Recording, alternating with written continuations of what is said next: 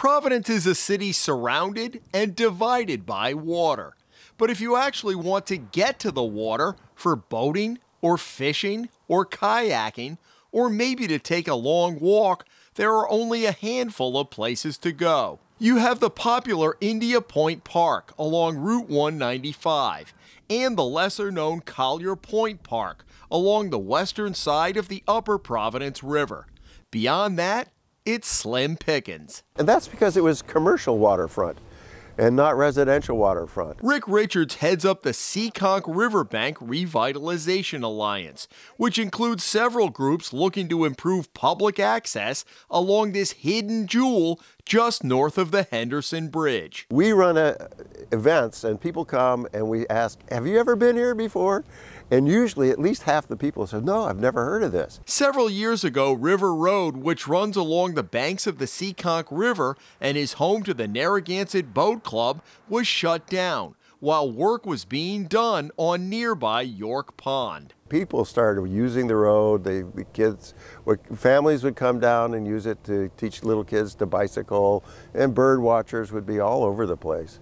And so it created an entirely different environment. It was a park. That experience has evolved into a years-in-the-making proposal for a recreation area with improved access to the water, but also a larger vision for other waterfront areas in the city. They had a lot of enthusiasm, but not a lot of insight as to what you could do there regarding habitat restoration, public access. Enter Kevin Cute, a marine resources specialist for the state's Coastal Resources Management Council, which controls everything that goes on within 200 feet of Rhode Island's waters.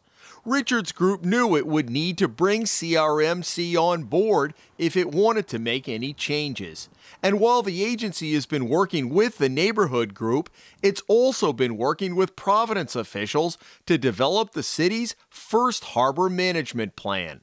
And that plan calls for both permanent and transient boat moorings in several places, including India Point Park and in the upper part of the Providence River itself near the Manchester Street Power Station. If approved, there will also be moorings near the Gano Street boat launch, one of 3 CRMC public access points in the city.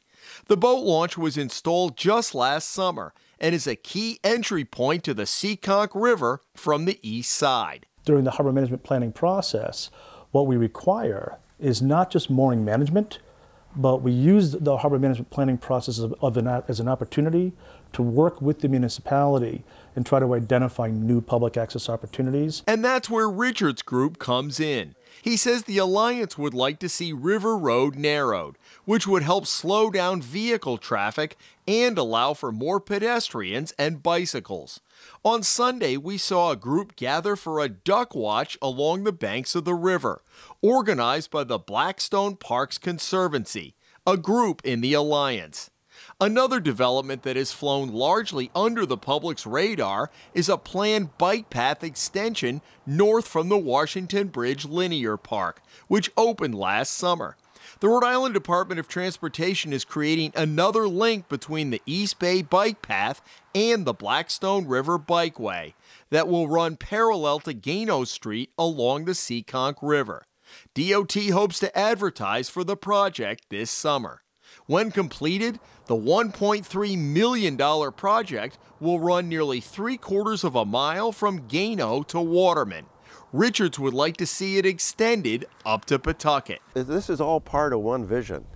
You can think of a park that goes from all the way up north here, Pawtucket even, all the way to Fox Point with continuous access or vision of the water. The other thing that has changed dramatically over the past decade is the quality of the water itself.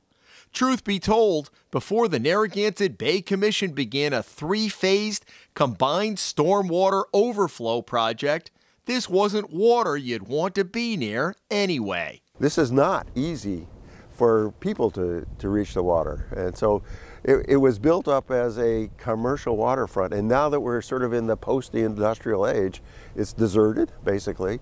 And so we can reclaim that for, people to use. What do you envision on a warm summer July day as you look down the road? Well, I'd love to see bicyclists coming through here. There's this would be the final link between the East Bay bike path and then Blackstone bike path that goes all the way up through Pawtucket. So I'd like to see bicyclists going through here. I'd like to see pedestrians wandering through here. I'd like to see bird watchers. I'd like to see canoeists and kayakers launching from here. Richard says his group will need city approval for any change to the roads, but will look to state and federal grants to help fund the vision. I'm pretty optimistic, but I don't think that we're going to look to the city for a lot of money. We know the city doesn't have a lot of money. A lot of this is environmental. You know, it's the restoration of green spaces. It's stormwater runoff. So there's a lot of concern about that at this point at the federal and at the state level.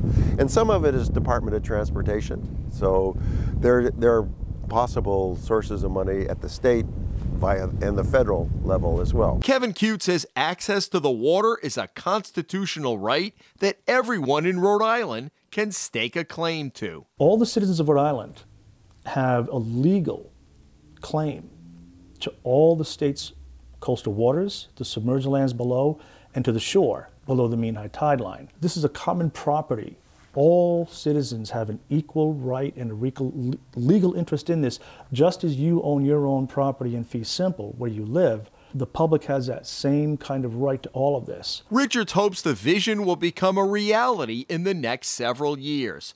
As for the people living in the neighborhood nearby who may worry about the improvements, he's heard that concern too. They like this as their private area, but it's too important, it's too beautiful to be that way. It's got to be part of the whole public domain. And I think that that's something that people will be okay with if it's done carefully, it's done well. I would think that a beautiful park down here would actually raise land values in the immediate area. And I think that they will see that as time goes by. In Providence, Jim Hummel for the Hummel Report.